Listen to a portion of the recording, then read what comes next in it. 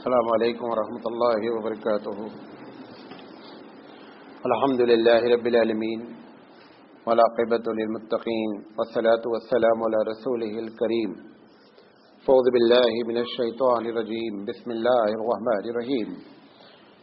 لقد کان لکم فی رسول اللہ اسوۃ حسنہ. محترم حضرات، آج جو ہے یہ تقریر کی 8ویں قسط ہے. ہم رسول اکرم صلی اللہ علیہ وسلم کی سیرت پر ایک چھوٹی سی کوشش کر رہے ہیں کہ آپ کے سامنے پوری سیرت بیان کی جائے. ہم نے کل آپ کو جہاں پہ لا کر کے چھوڑا تھا وہ یہ تھا کہ نبی کریم صلی اللہ علیہ وسلم کی عمر 40 سال ہوئی تھی اور آپ کو وحی سے پہلے کچھ خواب نظر آنے لگے تھے اور آپ غار حرا میں تنہائیوں میں بیٹھ کر کے عبادت کیا کرتے تھے اور اس عبادت کی میں نے تشریح بھی کر دی تھی. اس کے بعد اسی عبادت کے درمیان کی بات ہے کہ نبی کریم صلی اللہ علیہ وسلم غار حرا میں تشریف فرما تھے کہ آپ کو اچانک جو ہے وہ فرشتہ نظر آیا. یہ جو فرشتہ ہے جسے جو وحی لے کر کے آیا، وحی کا جو طریقہ ہے وہ کئی ایک طریقہ حدیث سے ثابت ہے. کبھی ایسا ہوا ہے اللہ کے رسول کے ساتھ اس کے بعد کہ وہی انسانی فرشتہ انسانی شکل میں آ کر کے اس نے اللہ کا کلام بیان فرمایا. یہ طریقہ سب سے آسان تھا جو آپ کو بہت ہی آسانی سے قبول ہو جاتا تھا اور آپ کے اوپر کوئی تکلیف نہیں ہوتی.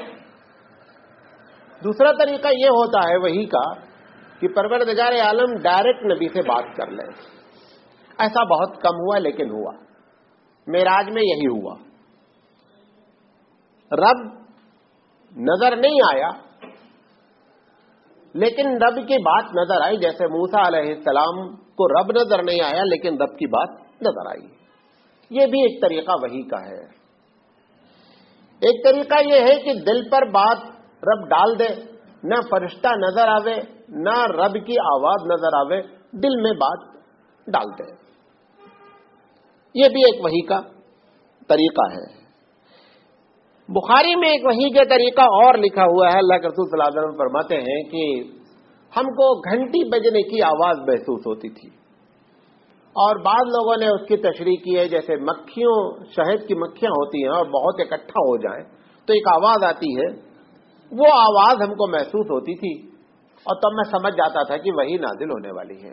لیکن جب یہ کیفیت ہوتی تھی تو مجھ پر بہت زیادہ وزن ہوتا تھا، حتیٰ کہ ایسا بھی ہوا کہ اگر یہ کیفیت ہوئی اور اللہ کے رسول اونٹنی پر بیٹھے تھے تو اونٹنی بیٹھ گئی، یعنی برداشت نہیں کر سکی. یہ مختلف شکلیں وحی کی ہو سکتی ہیں.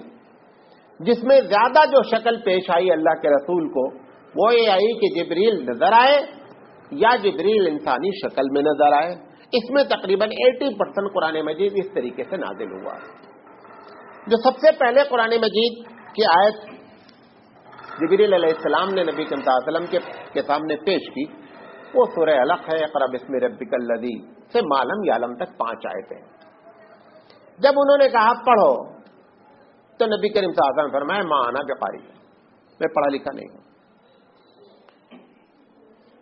اس میں 2 باتیں ہیں. بات میں آپ کو پہلے بتا چکا ہوں کہ میں اتنا ہی کور کر رہا ہوں جتنا آپ کو بحثیں تو اس میں بے شمار ہیں. اس میں 2 باتیں ہیں کہ جبریل نے جو کہا پڑھو، اگر کوئی آدمی سے اورلی کوئی کہہ رہا ہے زبانی، وہ پڑھا لکھا ہو یا نہیں ہو، میں کہہ رہا ہوں آپ پڑھیے، میں کوئی پیپر نہیں دکھلا رہا ہوں، میں جو جملہ بول رہا ہوں آپ جملہ بولیے. لیکن اگر یہ بندہ کہہ رہا ہے میں پڑھا لکھا نہیں ہوں تو اس کے چانسز زیادہ ہیں کہ وہ بندہ کوئی ریٹن پیپر دکھلا رہا ہے، کوئی چیز لکھی ہوئی دکھلا رہا ہے جس سے سامنے والا کہہ رہا ہے کہ میں پڑھا ہوا نہیں ہوں.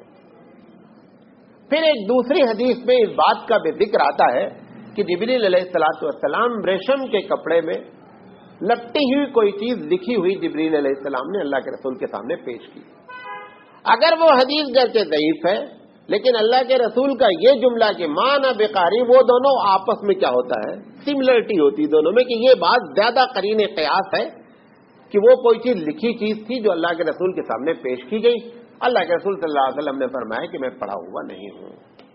جبریل علیہ السلام نے نبی کے صلی اللہ علیہ وسلم سے جس طرح سے معانقہ کیا تھا خوب زور سے معانقہ کیا. اللہ کے رسول فرماتے ہیں کہ اتنا زور سے کیا کہ مجھے تکلیف محسوس ہے. پھر کہا پڑھو، حضور نے کہا ماں انا بقاری، میں پڑھا لکھا نہیں ہوں. پھر جبریل نے ان کو دبایا. تیسری مرتبہ پھر حضور سے کہا پڑھو، پھر دبایا. جب چوتھی مرتبہ انہوں نے کہا تو نبی صلی اللہ علیہ وسلم پڑھنے لگے. مولانا ادریس صاحب نے، جن کی سیرت المصطفیٰ کتاب ہے، انہوں نے کہا یہ بھی ہو سکتا ہے کہ کوئی پیپر نہ دکھلایا ہو، کوئی لکھی ہوئی چیز نہ دکھلائی ہو، جبریل کی ہیبت کو دیکھ کر کے اللہ کے رسول صلی اللہ علیہ وسلم یہ کہنے لگے کہ میں کیسے پڑھوں. یہ مطلب ہے ماں انا بقاری کہ میں کیسے پڑھوں، مجھے اتنی ہیبت ہو رہی ہے کہ میں اتنا اندر سے جو ہے وہ گھبرا رہا ہوں کہ ہماری زبان کھل نہیں رہی. یہ معنی بھی بعض لوگوں نے لیا ہے. بہرحال اس کے بعد نبی کریم صلی اللہ علیہ وسلم نے پڑھا وہ 5 آیتیں، اور پڑھنے کے بعد جبریل جو ہے وہ چلے گئے. اس کے بعد کی بعض روایتیں اور بھی ہیں کہ جبریل نے یہ جملہ بھی کہا کہ میں جبریل ہوں، یہ اللہ کا پیغام ہے اور آپ نبی ہیں. یہ 3 جملے بھی دوسری حدیثوں میں اس طریقے سے بھی کوٹ کیے گئے کہ وہ قرآن دینے کے بعد انہوں نے کہا یہ اللہ کا کلام ہے اور میں جبریل ہوں اور آپ اللہ کے رسول ہیں. اب ایک آدمی اگر پہلے سے چانسز اور توقع رکھتا کہ میں نبی بننے والا ہوں تو اس کو اتنی گھبراہٹ نہیں ہوتی.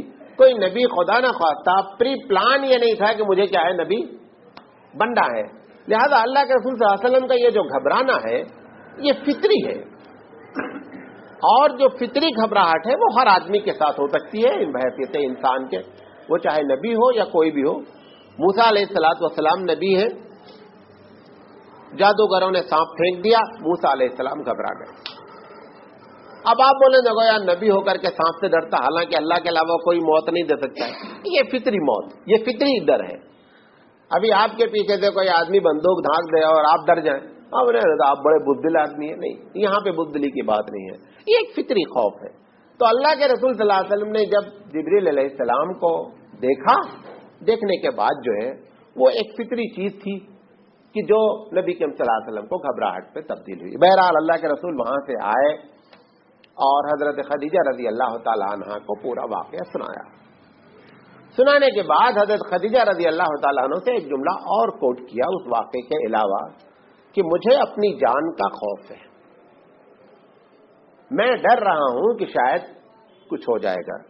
یہ بات بھی جو ہے وہ فطری خوف کے تحت ہے. اگر جبریل نے یہ جملہ کہہ دیا تھا کہ آپ اللہ کے رسول ہیں، آپ کو معلوم ہے کہ سب سے پہلے نبی اپنے اوپر ایمان لاتا کہ میں نبی ہوں، کیونکہ جب تک وہ اپنے اوپر ایمان نہیں لاتا میں نبی ہوں تب تک وہ نبوت کی تبلیغ نہیں کر سکتا ہے. اسے فل کانفیڈنس ہو جاتا ہے کہ پروردگار عالم ہی ہے، اس میں کوئی کسی قسم کا کوئی شک نہیں ہے، جو بات وہ کہہ رہا ہے وہ حق ہے. یہ جب اس کو پورا کانفیڈنس ہوتا ہے تب وہ بات اس بات کو کیا کرتا ہے لوگوں کے سامنے. ہر نبی پہلے اپنے اوپر ایمان لاتا ہے.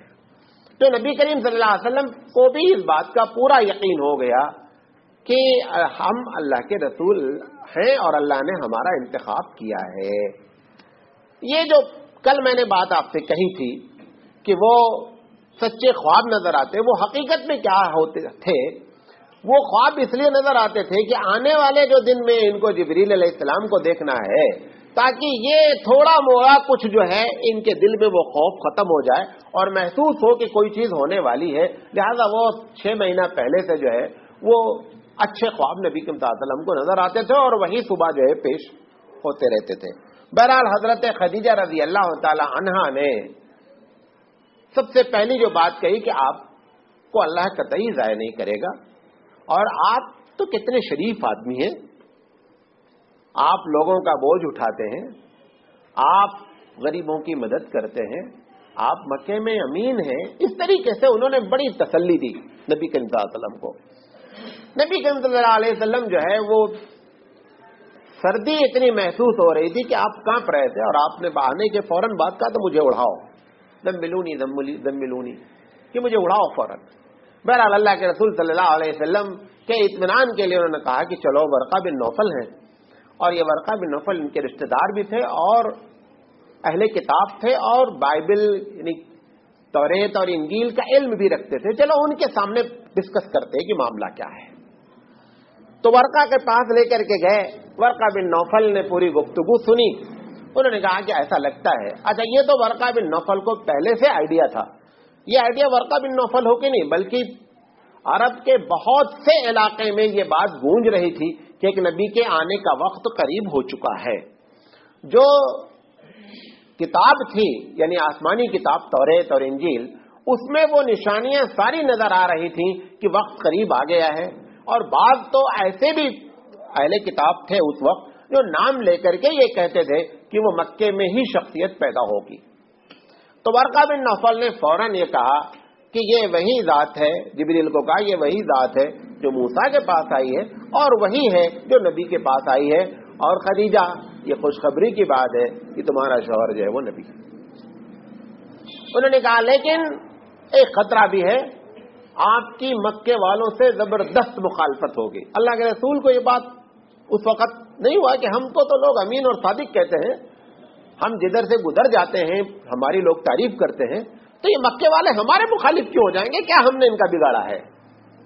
اور اس نے پھر دوسرا جملہ بے ورقہ بن نوفل نے کہا کہ اگر میں زندہ رہا لوگ آپ کو مکے سے نکالیں گے، آپ کو اپنے شہر سے نکالا جائے گا، یہ منظر بھی پیش آئے گا، اگر میں زندہ رہا تو میں آپ کو سپورٹ کروں گا۔ بہرحال ورقہ بن نوفل کی گفتگو سے، حضرت خدیجہ رضی اللہ تعالیٰ عنہ کی گفتگو سے نبی کریم صلی اللہ علیہ وسلم کو تھوڑا سے ڈھارس بندھی، اور یقینی بات ہے کہ واقعہ جب پیش آتا ہے اس وقت جتنا خوف ہوتا ہے دھیرے دھیرے وہ خوف کیا ہوتا ہے نیچرلی طور پر کم ہوتا چلا جاتا ہے۔ اب اللہ کے رسول صلی اللہ علیہ وسلم کے سامنے مرحلہ تھا کہ یہ جو بات ہم سے اللہ نے کہی ہے اور جو بات اصل نبوت کا بوجھ ڈالا گیا ہے، اب اس بوجھ کو کیسے شیئر کیا جائے، لوگوں تک کیسے پاس کیا جائے۔ تو 3 سال کا جو عرصہ ہے اس میں اللہ تعالیٰ نے نبی کے امتیاز نے فرمایا کہ آپ ڈور ٹو ڈور کام کریں، خفیہ انداز میں کام کریں، اللہ اعلان کام نہیں کریں۔ مصلحت کیا تھی رب جانے، سب سے بڑی یقینی بات ہے کہ اگر کھلم کھلا بات کہہ دی جائے گی تو پہلے دن سے وہ مخالفت شروع ہو جائے گی کہ ابھی ایک بندہ بھی سپورٹ میں نہیں ہے اور مخالفت شروع ہو گئی، تو لہذا کچھ نفوس مکے کے آپ کے ساتھ ہو جائیں، پھر اس کے بعد اللہ اعلان کا مرحلہ پیش آئے۔ تو جو لوگ سب سے پہلے آئے آپ جانتے ہیں حضرت خدیجہ رضی اللہ تعالیٰ عنہ، اس کے بعد ابوبکر صدیق رضی اللہ تعالیٰ عنہ، حضرت علی رضی اللہ تعالیٰ عنہ اور زید بن حارث، یہ 4 کے 4 آپ کے گھر کے فرد ہیں۔ یہ مزے کی بات ہے۔ حالانکہ اگر ہم کیریکٹر کے لحاظ سے صحیح نہیں ہے تو گھر والوں کو سمجھانا بہت بڑا مسئلہ ہے۔ کہتے ہیں کہ کوئی آدمی اپنے گھر کا ہیرو نہیں ہوتا۔ آپ بہت بڑے بزرگ ہیں، بیوی بزرگ ماننے کے لیے تیار نہیں ہوتی ہے۔ آپ باہر آپ کو آگے پیچھے لوگ گھوم رہے ہیں، حضرت عمر رضی اللہ تعالیٰ عنہ سے ایک آدمی شکایت کرنے آیا اپنی بیوی کی کہ ہماری بیوی بہت ہم کو ڈانٹ ڈپٹ کے رکھتی ہے۔ وہ شکایت کی نیت سے حضرت عمر کے پاس آیا۔ وہ آیا تو اندر سے اسے ایسا محسوس ہوا کہ عمر ہی ڈانٹے جا رہے ہیں، وہ بیوی حضرت عمر ہی کو ڈانٹ رہی ہے، کسی بات میں ہو رہی ہوگی میاں بیوی کی بات۔ وہ نکل کر آئے، دروازہ کھٹکھٹایا تو کہا کیا بات ہے؟ نہیں، بات سمجھ میں آ گئی۔ جو فیصلہ پوچھنا تھا اب اس نے کہا اب ان سے کیا پوچھیں، یہ تو خود ڈانٹ پڑ رہی ہے ان کو، ہم ان سے اسی بارے میں پوچھنے آئے تھے، شکایت کرنے آئے تو خود ڈانٹے جا رہے ہیں۔ تو سب سے جو معاملہ پیچیدہ ہوتا ہے وہ اپنے گھر کا کوئی ہیرو نہیں ہوتا ہے۔ آپ نے مشہور واقعہ سنا نا کہ ایک صاحب بڑے بزرگ تھے تو انہوں نے اپنی بیوی سے کہا کہ میں بھی بزرگ ہوں۔ انہوں نے کہا ارے تمہارے ایسے بہت دیکھے۔ تو اس نے کہا کہ آج ہم نے ایک بزرگ دیکھا ہے، ہم آنگن میں لیٹے تھے، وہ اڑا جا رہا تھا، کہا نادان بیوقوف میں ہی تھا، کہا تبھی آپ ٹیڑے اڑ رہے تھے۔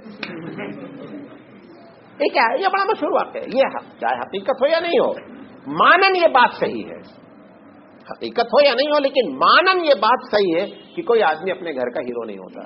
حضرت خدیجہ رضی اللہ تعالی عنہا کا سب سے پہلے اسلام قبول کرنا، آپ اندازہ ہی نہیں کر سکتے اللہ کے رسول کس اعلیٰ اور اخلاق پر فائز ہیں۔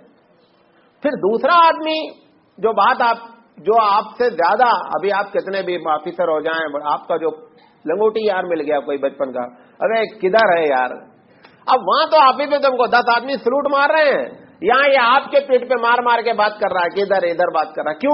کیوں کیسے معلوم ہے کتنی پنڈل چرائی ہے، کس نے کیا کیا ہے، کیا ساری کہانی اس کے سامنے ہے، اس کے دل میں آپ کا تقویٰ، آپ کی طہارت آ ہی نہیں پاتی ہے۔ اتفاق ایسا ہے نبی کریم صلی اللہ علیہ وسلم کے سامنے ابو بکر صدیق رضی اللہ تعالیٰ عنہ دوسرے شخص ہیں جو آپ کے بچپن کے دوست ہیں، اور ابو بکر صدیق رضی اللہ تعالیٰ عنہ ایک ایسے شخص ہیں کہ جو اسلام لائے، نبی کے نام فرماتے ہیں کہ سب جس کے سامنے بھی میں نے اسلام پیش کیا، سب نے کچھ نہ کچھ سوال کیا، کیا ہے، کیسا ہے۔ ابو بکر ایک ایسی شخصیت ہے، میں نے کہا اور بغیر کیوں کے سوال سے حضور نے فرمایا آمنا و صدقنا۔ یہ ابو بکر صدیق رضی اللہ تعالیٰ عنہ کی جو شان ہے، بہت بڑی شان کی بنیادی وجہ یہاں سے شروع ہوتی ہے۔ ابو بکر صدیق رضی اللہ تعالیٰ عنہ کی عجیب شان ہے۔ فرماتے ہیں حضور صلی اللہ علیہ وسلم فرمایا کہ جنت کے دروازوں سے مختلف لوگوں کو کال کیا جائے گا، کوئی دادا نماز پڑھتا ہے تو دادا نمازی دروازے سے جائے گا، کوئی روزہ رکھتا ہے روزے کے دروازے سے جائے گا۔ تو اللہ کے رسول نے فرمایا، پوچھا ابو بکر نے کہ کوئی ایسا بھی ہوگا کہ سارے دروازے کال کریں، نمازی والا بھی کال کرے، روزے والا بھی کال کرے، جو جنت کے دروازے سب پر ایک پیر ہیں؟ حضور نے فرمایا تم ہو گئے، حضور نے فرمایا تم ہو گئے۔ اللہ کے رسول صلی اللہ علیہ وسلم نے ایک بات اور ابو بکر صدیق رضی اللہ تعالیٰ عنہ کے بارے میں فرمائی اپنی وفات سے چند دن پہلے، فرمایا کہ جتنے لوگوں نے اسلام پر احسان کیا تھا میں نے سب کا بدلہ چکا دیا ہے، لیکن اے اللہ ابو بکر کا بدلہ میں نہیں چکا نہیں سکا، ابو بکر کا بدلہ اوپر ہی چکا سکتا ہے، یہاں نہیں چکا سکتا۔ یہ ابو بکر صدیق رضی اللہ تعالیٰ عنہ کے یہ تو خود ابو بکر کی ذات ایسے کہ اس پر سیریل وائز تقریر کی جا سکتی ہے۔ بہرحال ابو بکر صدیق رضی اللہ تعالیٰ عنہ دوسرے شخص ہے، یہ ان دونوں کا اسلام اسپیشلی بڑی اہمیت کا حامل ہے۔ اس سے نبی کریم صلی اللہ علیہ وسلم کی پوری سیرت کا ایک زبردست کسوٹی سامنے آتی ہے۔ گھر میں ویسے بھی جو آپ کے گھر میں کام کرتے ہیں لوگ، نوکر کے حیثیت سے، غلام کے حیثیت سے، سب سے زیادہ ان کو آپ سے شکایت ہوتی ہے اگر آپ اچھے نہیں ہیں۔ وہ باہر جا کر کے برائیاں کرتے رہتے، کیا تنخواہ ٹائم پہ نہیں دیتے، ڈانٹتے رہتے، سب کچھ کرتے رہتے، اس کے سامنے بھی بزرگی بڑا مسئلہ ہے۔ اتفاق سے تیسرے شخص جو اسلام لانے والے ہیں وہ زید ہیں۔ یہ بھی نبی کریم صلی اللہ علیہ وسلم کے ایک ایک لمحے سے واقف ہیں، اور نبی کریم صلی اللہ علیہ وسلم کے ہاتھ پر انہوں نے یہ پہلے مرحلے میں اسلام لائے۔ حضرت علی رضی اللہ تعالیٰ عنہ کون ہے؟ حضرت علی رضی اللہ تعالیٰ ابو طالب کے لڑکے ہیں، جعفر کے بھائی ہیں۔ حضرت عباس سے نبی کے صلی اللہ علیہ وسلم نے کہا کہ دیکھو یہ شاہجہاں جو ابو طالب ہیں ان کے اوپر برڈن بہت ہے خرچے کا، ایسا کرو کہ ان کا کچھ خرچہ بانٹ لیا جائے، تو ایک لڑکا تم لے لو، ایک لڑکا میں لے لیتا ہوں۔ تو جعفر کو حضرت عباس نے لے لیا، کیونکہ جعفر عباس رضی اللہ تعالیٰ عنہ پیسے والے تھے، تو جعفر کو حضرت عباس نے لے لیا، اور حضرت علی کو نبی صلی اللہ علیہ وسلم لے کر آگے تاکہ چچا جان کا برڈن جو ہے وہ ہلکا ہو جائے۔ وہ حضرت علی ان کے گھر میں رہتے تھے، لہذا وہ بھی رگ رگ سے واقف تھے، وہ بھی نبی صلی اللہ علیہ وسلم کے ایک ایک لمحے کی زندگی سے واقف تھے۔ یہ چار لوگوں کا اسلام جو ہے وہ زبردست اسلامی پوری ہسٹری میں اس لحاظ سے اہمیت رکھتا ہے کہ اس سے پوری نبی کریم صلی اللہ علیہ وسلم کی شخصیت جو ہے اس کا پورا خاکہ ہمارے سامنے نکل کر آ جاتا ہے۔ بہرحال یہ چار لوگ ایمان لائے، چار لوگ لانے کے بعد اس میں سب سے ایکٹیو جو تھے وہ ابو بکر صدیق رضی اللہ تعالیٰ عنہ تھے۔ ابو بکر صدیق رضی اللہ تعالیٰ عنہ، اب چونکہ اصل میں کوئی آدمی الیکشن کے لیے کبھی لڑا election M L A M P کا 10-15 دن رہ جاتے ہیں تو اس کو کچھ سمجھ میں نہیں آتا سوائے الیکشن کے، اٹھتا بیٹھتا چلتا پھرتا وہی بات کرے گا، یہ ایسا ہو گیا، وہاں اتنے ووٹر ہیں، فلاں ہے، دھماکہ ہے۔ کیوں؟ کیونکہ اس کی زندگی کا ایک بہت بڑا مقصد ہے۔ وہ آج ہمارے سامنے اسلام مقصد نہیں رہ گیا، لیکن صحابہ کے سامنے اسلام ہی مقصد تھا۔ تجارت بھی کرتے تھے تو پہلے ان کے سامنے کیا ہوتا تھا؟ اسلام ہوتا تھا۔ زندگی گزارتے تھے ہر شعبے میں پہلے اسلام کو آگے رکھتے تھے۔ ابو بکر صدیق رضی اللہ تعالیٰ عنہ کے بارے میں ہے کہ یہ مالدار بھی تھے. ابو بکر صدیق رضی اللہ تعالیٰ عنہ نے دوسرے دن سے کام شروع کر دیا اور بڑے چنے چنے لوگوں پر انہوں نے کام کیا. حضرت عثمان رضی اللہ تعالیٰ عنہ، حضرت طلحہ رضی اللہ تعالیٰ عنہ، حضرت زبیر رضی اللہ تعالیٰ عنہ، حضرت سعید بن ابی وقاص ایک ایک یہ آدمی پوری امت ہے. یہ اتنے بڑے بڑے کیریکٹر ہیں کہ ایک ایک آدمی کا آپ اندازہ نہیں کر سکتے. یہ لوگ حضرت ابو بکر صدیق رضی اللہ تعالیٰ عنہ کے سمجھانے پر ایمان لائے. نبی کے وسلم کے پاس ان کو لے جا کر کے اللہ کے رسول کے سامنے بھی بات کرائی گئی. اس کے بعد چند نفوس اور اسلام لائے 3 سال کے اندر اندر. میرا اپنا اندازہ ہے کہ یہ 30 اور 35 کے لپیٹ میں رہے ہوں گے، اس سے زیادہ نہیں ہوئے. لیکن یہ 30-35 جو تھے نا، پہلی بات اس میں 2 طرح کے لوگ تھے. غور سے سنیے گا. جب بھی کبھی دین کی بات ہوتی ہے، کوئی تحریک چلائی جاتی ہے اچھی، تو جو پیسے والا ہے وہ تو بہت بزی ہے. جو عہدے والا ہے اگر اس کو کہیں اپنے انڈیویجول فائدے سے آپ کی تحریک ٹکرائی تو وہ کبھی آپ کا سپورٹ نہیں کرے گا. یہ جتنے لوگ آئے اگر آپ اس میں دیکھیں تو ایک گروہ تو وہ ہے جو آپ کی شخصیت سے متاثر تھا، وہ 4 لوگ تھے. یہ بقیہ جتنے میں نے نام لیے اس کے علاوہ بھی کچھ لوگ ہیں، حضرت عمار رضی اللہ تعالیٰ عنہ ہیں اور بھی لوگ ہیں. یہ لوگ کوئی بھی عرب کے کسی بڑے منصب پر نہیں تھے، کیونکہ جب بھی بڑے منصب پہ کوئی ہوگا تو وہ اپنے منصب کو پہلے دیکھے گا، کیونکہ اس کا معاملہ پیٹ سے ہے. سارا معاملہ پیٹ کا ہر جگہ رہتا ہے. ہم اس ممبر پہ کھڑے ہو کر کے حق بات کیوں نہیں بول پاتے؟ متولی صاحب مجھے تنخواہ دیتے ہیں، متولی صاحب ہی شراب کا دھندا چلا رہے ہیں، کیسے بولنا کھڑے ہو کر کے ان کے خلاف؟ نہیں بولتے. پوری زندگی سود کے خلاف بات نہیں کر سکتے آپ. کیوں؟ اگر آپ کو پیسہ دے رہا ہے تو کیوں نہیں بول سکتے آپ؟ مفاد ٹکراتا رہتا ہے. تو یہ لوگوں سے کوئی مفاد نہیں تھا، لہذا یہ سب سے پہلے نبی کے صلی اللہ علیہ وسلم کے ہاتھ پر مسلمان ہوئے. اس میں ایک کمزوری بھی ہوتی ہے سامنے والے کے لیے، اس میں بڑا مسئلہ ہوتا ہے. وہ ان لوگوں کو دیکھ کر کے مذاق بھی اڑاتا ہے. یہی لوگ ہیں.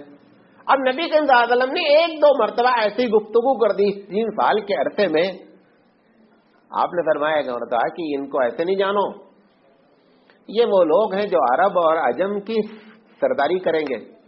اب ان کو ایک اور شوشہ مل گیا کہ یہی لوگ ہیں، دیکھو بھائی ان کے اوپر عرب اور عجم کی سرداری ہوگی. ایسے چلتے پھرتے ان کے اوپر ٹیس کرتے، جملے بولتے کہ یہ وہ لوگ ہیں جن کے بارے میں نبی صلی اللہ علیہ وسلم یہ باتیں فرما رہے ہیں.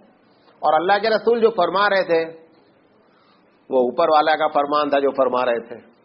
یہ ان کے فرشتوں کو خبر نہیں کہ وہ اوپر کا فرمان ہے جو نبی اپنی زبان سے ادا کر رہا ہے. بہرحال اب بنیادی طور پر جو آج آپ کے سامنے بات رکھنا چاہ رہا ہوں، یہ 3 سال کے عرصے میں بھی نبی صلی اللہ علیہ وسلم کی دعوت تو گرچہ خفیہ تھی، لیکن یقینی بات ہے 30-35 آدمی ایک ایک گھر کے جب اسلام قبول کیے تو 35 فیملی ہو گئی نا. بہت کم ایسے لوگ تھے جو ایک گھر میں 2 ہوں. ہر گھر میں ایک ایک بندہ ہو گیا تو اب وہ چھوٹے سے شہر میں 35 گھر میں اگر اچھا پھر 24 گھنٹہ ان کو اسی دعوت کی فکر ہے، اسی اسلام کی بات کرنی ہے. لہذا وہ اندر باتیں جو ہے وہ ہوتی رہی کہ نہیں صاحب معاملہ گڑبڑ ہو رہا ہے. لیکن یہ قریش کو اندازہ نہیں تھا کہ یہ اتنا بڑا انقلاب ہونے جا رہا ہے. وہ سمجھے تھے ایسے دیوانے قسم کے لوگ کھڑے ہوئے ہیں، اپنے آپ ٹھنڈے ہو جائیں گے. کہتے تھے نا غر ہؤلاء دینہم، ان کے دین نے ان کو بیوقوف بنا رکھا ہے، دیوانے ہو گئے اپنے دین کے سلسلے میں. اور وہ یہی سمجھتے تھے کہ یہ چند دن کی بات ہے، پانی کا بلبلا ہے، ٹائیں فش ہو جائے گا. اللہ کے رسول صلی اللہ علیہ وسلم نے لیکن جو بیچ میں باتیں کی تھی، ایک میں نے یہ بتایا نا کہ بھائی ان کے ذریعے عرب عجم کی سرداری ہوگی. ابو ذر غفاری بھی شروع کے لوگوں میں ایمان لانے والے ہیں. اچھا ابو ذر غفاری مزاجن تمام صحابہ سے الگ مزاج رکھتے ہیں ہر چیز میں. جب اسلام قبول کے لوگوں نے فرمایا دیکھو ابو ذر بتانے کا نہیں کسی سے، کہا میں تو بتاتا. اب یہ جا کر کے وہاں بیت اللہ میں جا کر کے انہوں نے اعلان کر دیا تھا میں مسلمان ہو گیا. ان کو بہت مارا لوگوں نے، بہت مارا بیچارے کو, ایک دم بے ہوش ہو گئے. بہرحال ابو بکر صدیق رضی اللہ تعالیٰ عنہ نے ان کو بچایا. تم ابو نبی کے انداز فرمایا کہ تم یہاں سے چلے جاؤ, کیونکہ تمہارا جوش ایسا ہے کہ تم برداشت نہیں کرو گے, تم بولتے رہو گے. یہ ابھی ہم اس پوزیشن میں نہیں ہیں کہ تمہارا کوآپریٹ کر سکیں, یہ تم کو مار کے ختم کر دیں گے. زیادہ تم اپنے قبیلے چلے جاؤ اور وہاں جا کر کے کیا کرو. ان کی لمبی چوڑی داستان ہے, ہم اس پہ مختصر باتیں کہہ رہے ہیں. جب وہ جانے لگے تو حضور نے فرمایا کہ تم اس وقت آنا جب اسلام کا غلبہ ہو جائے گا. یہ اللہ تعالیٰ نے نبی کریم صلی اللہ علیہ وسلم کو پہلے دن سے بتا دیا تھا کہ اس کا جھنڈا گڑنا ہے. یہ کوئی بات جھکی چھپی اللہ کے رسول کی نگاہ کے سامنے نہیں تھی, یہ اسلام کا جھنڈا گڑنا تھا. ان سے کہا, ایک اور صحابی ہیں, ان کا نام مجھے نہیں یاد رہا, عمر بن افسا ایسے کچھ ان کا نام ہے. وہ جب آئے انہوں نے بھی اسلام قبول کیا. اللہ کے رسول نے ان سے بھی کہا کہ تم یہاں سے چلے جاؤ ابھی, اور جا کر کے تم اس وقت آنا جب اسلام غالب آ جائے گا, جب ہمارا غلبہ ہو جائے گا اس وقت تم آنا. یہ سارے اشارات بتا رہے تھے کہ معاملہ جو ہے وہ سنگین ہے, لیکن قریش اس سنگینی کو اتنی سنگین نہیں سمجھ پا رہے تھے. اگر یہ سمجھ جاتے, ویسے تو ہونا کچھ نہیں تھا, سمجھ جاتے, لیکن اگر سمجھ جاتے اسباب ظاہری میں, تو جو مخالفت 3 سال کے بعد شروع ہوئی وہ پہلے دن سے شروع ہو جاتی. تو وہ 3 سال کا عرصہ اللہ کے رسول کو جو ملا نا, وہ بڑا ٹھوس قسم کا وقت ملا, اور اس میں خفیہ طور پر جو کام ہوا انڈر گراؤنڈ, اس میں یہ جو 35-36 لوگ, یا دادا آپ 40 کہہ لیں, کیونکہ حضرت عمر کا اسلام جو ہے, بعض لوگوں نے تو اس کو ان 3 سال کے عرصے میں کہا, لیکن صحیح بات ہے نہیں ہے. سید سلیمان ندوی نے اس کو 6 سال میں ذکر کیا ہے. اور اس وقت جب وہ اسلام لائے تو اللہ کے رسول نے فرمایا کہ تم 40ویں شخص ہو جو اسلام لائے, حضرت عمر رضی اللہ تعالیٰ عنہ. اور ان سے 3 دن پہلے یا 4 دن پہلے حضرت حمزہ رضی اللہ تعالیٰ عنہ اسلام لائے. بہرحال یہ 3 دن کی جو کوشش تھی, 3 سال کی جو کوشش تھی, اس میں اللہ کے رسول صلی اللہ علیہ وسلم کے لوگوں کی جڑیں پکڑ گئی تھی. اور اللہ کے رسول کو یہ اندر اندر بات اللہ نے بتا دی تھی کہ یہ کتنی بھی مخالفت کریں, لیکن انشاءاللہ جو ہے آپ پریشان نہیں ہو, پیچھے پروردگار عالم کا ہاتھ تھا. میں آپ کو اس بات پر تقریر آج ختم کرنا چاہتا ہوں کہ بنیادی کیا وجہ تھی. وہ بندہ, یہاں سے سوال سنیں, وہ بندہ جس کو 40 سال تک لوگوں نے آزمایا, جس کے کیریکٹر کی لوگوں نے داد دی, جس کو امین کہا گیا, جس کو صادق کہا گیا, آخر اسلام کا اعلان کرتے ہی اتنا بفر جانا, اتنی مخالفت کی کیا اسباب ہے؟ ہم ایک ایک پوائنٹ پر بات کر رہے ہیں, اور غور سے آپ سنیں, اور اس پوائنٹ کو آج اپنے سے بھی ٹیلی کرتے جائیں. سب سے پہلی جو بات ہے وہ عربوں کی مفاد پرستی ہے. مفاد پرستی سے مطلب انڈیویجول بینیفٹ. سب سے بڑا مسئلہ یہاں کھٹک رہا تھا. دیکھیں, اپنے شہر کی بات کر لیں یا پورے ہندوستان لے لیتے, یہ جتنی قبریں ہندوستان میں بڑی بڑی ہیں, اس پر بحث نہیں کہ جائز ہے ناجائز, اس سے بحث نہیں. آپ ایمان سے بتائیے, جو لوگ اس کے ذمہ دار ہیں وہ وہاں کی شرارتیں نہیں دیکھ رہے ہیں؟ سارے شہر کے چرسی وہاں پائے جاتے ہیں, پورے شہر کی عیاشی کا اڈا ہوتا ہے وہ جگہ. ایسا نہیں ہے کہ وہ جو مجاور ہے, وہ جیسا زیادہ نشین ہے, اس کی نگاہوں میں وہ چیزیں صاف ہوتی ہیں, اس کو معلوم ہے, لیکن وہ چھوڑ نہیں سکتا ہے. کیوں؟ اس کا تعلق اس کے انڈیویجول بینیفٹ سے جڑ گیا ہے. یہی معاملہ بین ہی, جیسے آپ اس کو, ہم سے ہمارے ایک بڑے قریبی رشتہ دار سجادہ نشین ہیں فیض آباد میں نے ان سے ایک مرتبہ بڑی سنجیدگی سے بات کی. سید صاحب, ہم نے کہا سید صاحب یہ بتاؤ کہ یار یہ تم کو سمجھ میں نہیں آتا, عیاشی ہو رہی ہے, عورتیں آئی ہیں بال کھول کر کے گھوم رہی ہیں, سر پٹک رہی ہیں, یہ ساری باتیں آپ کو شریعت کے خلاف. ہم نے کہا وہ دیوبندی بریلوی اختلاف اپنی جگہ چھوڑو, قرآن حدیث کے خلاف ہے یا نہیں؟ انہوں نے کہا دیکھو سراج بھائی, سب معلوم ہے, یہ سال بھر کا جو پیسہ اس قبر پہ چڑھاوے کا چڑھتا ہے 80 فیملی کو جاتا ہے. کتنے لوگوں کو؟ 80 فیملی کو جاتا ہے, اور سب سے کم والے کو 2.5 لاکھ روپے سالانہ ملتا ہے. اس میں درجات ہیں کہ کون حضرت کا سب سے قریبی ہے, پھر اس کے قریبی کون ہے, پھر اس کے قریبی کون ہے. وہ سب سے نچلا والا سالانہ 2.5 لاکھ. یہ بات آپ کو تقریباً 18 سال پہلے کی بتا رہا ہوں.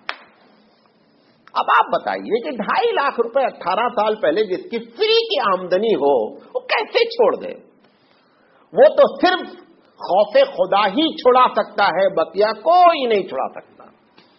آپ کو معلوم ہے اچھے دیندار نمازی پرہیزگار 2 معاملے میں سب پھسل جاتے ہیں، ایک عورت اور ایک پیسہ۔ اس 2 کے بارے میں کسی کے اوپر جو ہے نا آپ اعتماد ایسے اندھے ہو کر کے نہیں کریں۔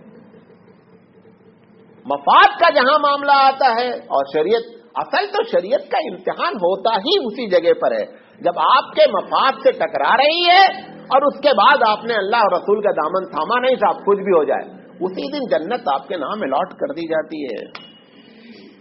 یہ زیادہ روزہ نماز کرنے سے جنت نہیں ملتی، جنت ایسے چٹ سے ملتی ہے جہاں پر ہمارا نفس کیا ہوتا ہے، قربان ہوتا ہے، سمجھا کے لوگوں کو تھک جاتے نہیں ہوتے۔ یہی معاملہ بے عین ہی اللہ کے رسول کا ان کے ساتھ تھا کہ سارے لوگوں کا مفاد نبی کریم صلی اللہ علیہ وسلم کی اس دعوت کے خلاف، حالانکہ آپ کی دعوت میں کوئی ایسی بات نہیں تھی، بھائی صرف یہی بات تھی۔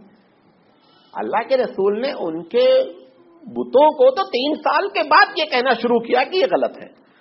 پہلے تو 3 سال اپنی دعوت کا کام کرتے رہے، لوگوں کو توحید اور رسالت اور آخرت کی بات کرتے رہے۔ 3 سال کے بعد آپ نے پھر نیگیٹو انداز میں بھی کام شروع کیا، لیکن 3 سال تک تو بہت نرمی سے بات ہوتی رہی، لیکن اس کے باوجود چونکہ وفات کا معاملہ تھا لہذا نہیں ہوئے۔ ایک نمبر وجہ۔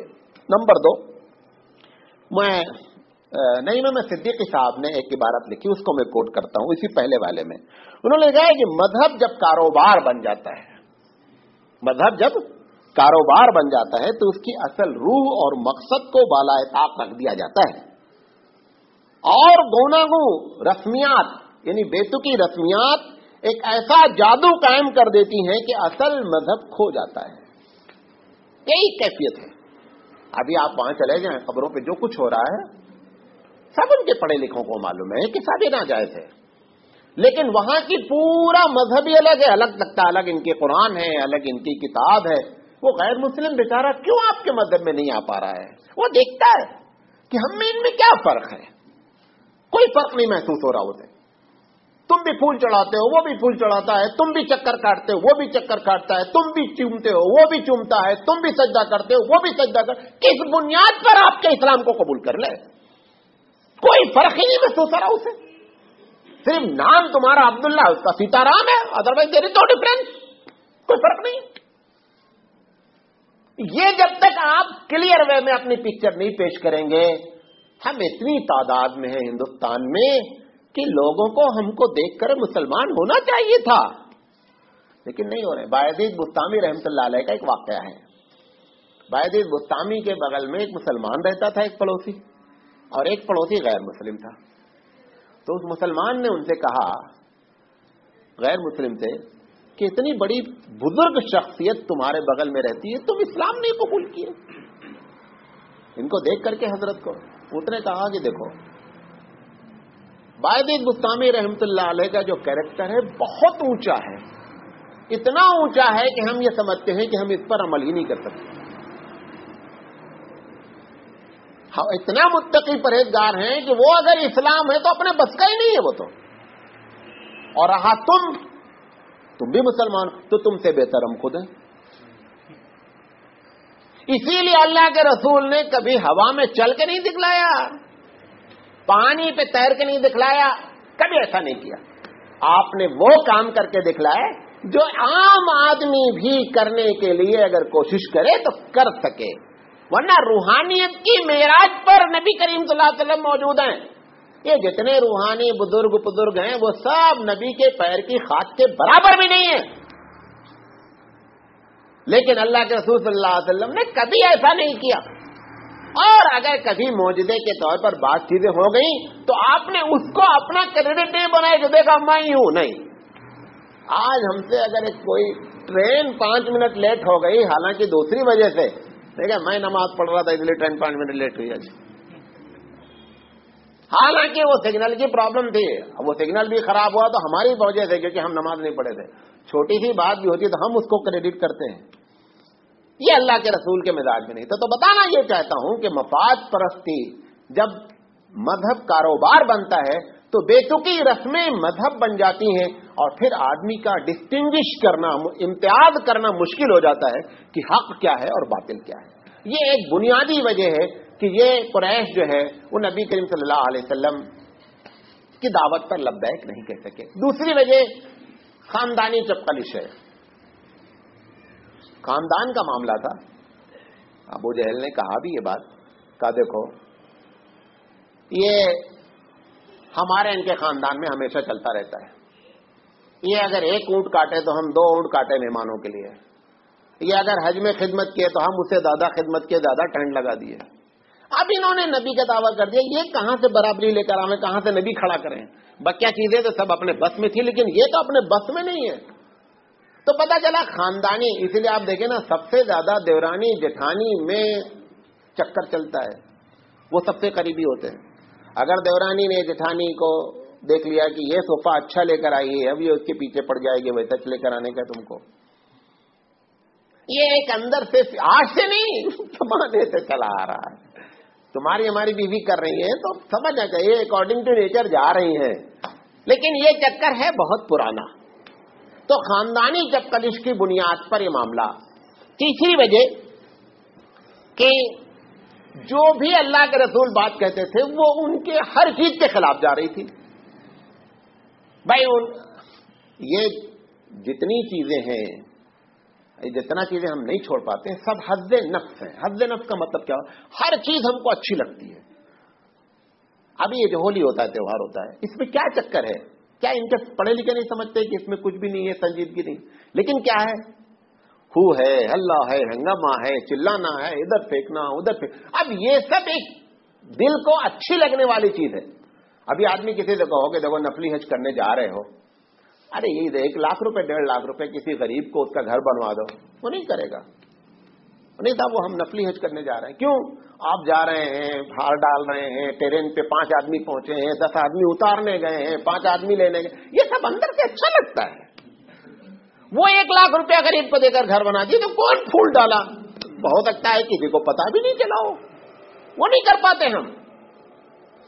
اب میں مولانا صاحب ہوں، آپ میرے پیچھے 10-20 آدمی چلے تو کتنا اچھا لگتا ہے۔ یہ سب انسانی حظ ہے، نفس کی خوشیاں ہیں۔ وہ خوشیاں اب اللہ کے رسول صلی اللہ علیہ وسلم جتنی باتیں کر رہے ہیں سب ان کے مزاج کے خلاف۔ بھائی آپ کہہ رہے ہیں کہ شراب نہیں پیو، بتاؤ شرابی کو سب سے زیادہ لطف کس میں؟ شراب پینے میں۔ زانی کو سب سے زیادہ لطف کس میں؟ زنا کرنے میں۔ چور کو سب سے زیادہ لطف کس میں؟ چوری کرنے میں۔ آپ بولیں لا الہ الا اللہ کہہ کے یہ سب چھوڑو، کیسے چھوڑ دینا؟ کیسے چھوڑ دینا؟ تو جتنی چیزیں حقیقت میں وہ ایک ہی کلمہ تھا، لیکن کلہاڑا مارتا تھا تو جڑ سے کاٹ رہا تھا وہ ایک طرف سے۔ ان کے مذہبی چیزوں پر، ان کی رسمی چیزوں پر، ان کے سماجی چیزوں پر۔ بھائی اللہ کے رسول کہہ رہے ہیں مطلب ظلم نہیں ہونا چاہیے، بیٹیوں کو درگور نہیں کرنا چاہیے۔ اب بیٹیاں درگور کرنا فیشن جس کے یہاں ہو، اب جیسے آج کل فیملی پلاننگ کرنا فیشن ہے، اب میں یہاں تقریر کروں فیملی پلاننگ غلط چیز ہے، کہاں چھوڑتے آپ؟ نہیں چھوڑتے۔ میں کتنا بھی سمجھایا، جتنی بھی دلیل آپ دیں، ساری دلیل کے باوجود بھی فیملی پلاننگ ناجائز ہے۔ تو آدمی کو جب کوئی بات سمجھائی جاتی ہے، اگر اس کے نفس کے خلاف جاتی ہے تو بہت بڑا مسئلہ ہوتا ہے کہ تو سب چیزوں کے خلاف تھی، لہذا یہ چھوڑنے کے موڈ میں نہیں تھے۔ اچھا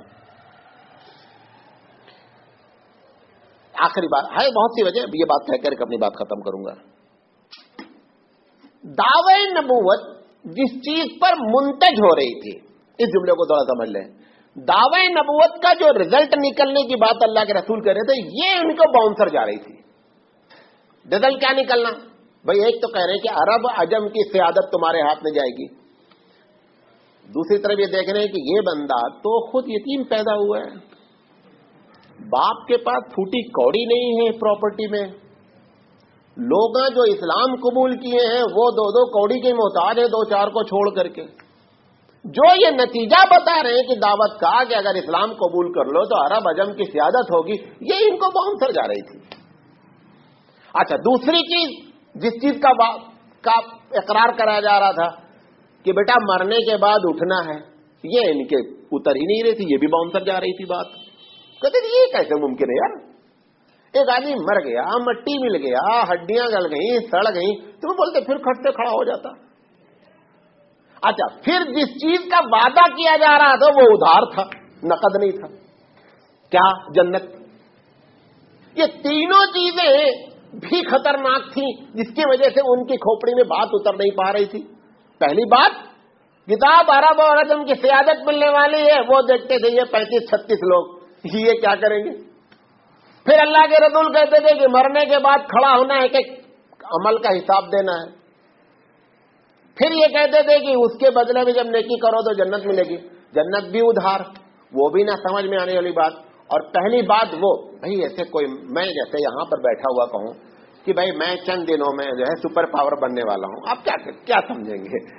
میرا مذاق اڑانے کے علاوہ اور آپ کیا کریں گے؟ اگر بہت احترام کریں گے, یہاں نہیں بولیں گے, تو اسی مسجد کے دروازے سے شروع کر دیں گے, پگلا گیا ہے مولانا, کیونکہ بات یہ میں کر رہے ہیں. لیکن جس کو اللہ کے رسول کی نبوت کی حقیقت مل چکی تھی, اس کو 1% بھی گمان نہیں تھا کہ جو حضور کہہ رہے ہیں وہ غلط. یہ بھی دوسری طرف ہے, ایک طرف باؤنسر جا رہی بات, دوسری طرف جو لوگ اسلام قبول کر چکے ہیں ان کو اللہ کی بات پر اتنا یقین ہے کہ آپ تصور نہیں کر سکتے. تو یہ بنیادی وجوہات تھی جس کی وجہ سے یہ قریش اللہ کے رسول کے سپورٹ میں نہیں آ پا رہے تھے. انشاءاللہ زندگی رہی تو کل ہم گفتگو کریں گے کہ یہ 3 سال کے بعد پھر معاملہ کیسے شروع ہوا اور کیا اسٹیپ اللہ کے رسول نے اٹھائے اور کتنی جو ہے وہ گٹس استعمال کیے دعوت کے لیے. یہ ساری باتیں آئیں گی تاکہ آپ کو اور ہم کو محسوس ہونا چاہیے کہ ہم دعوت کے لیے کتنی کوشش کریں. وآخر دعوانا الحمدللہ رب العالمین. سبحان اللہ وبحمدہ, سبحانک اللہم وبحمدک, اشہد ان لا الہ الا انت, استغفرک واتوب الیک.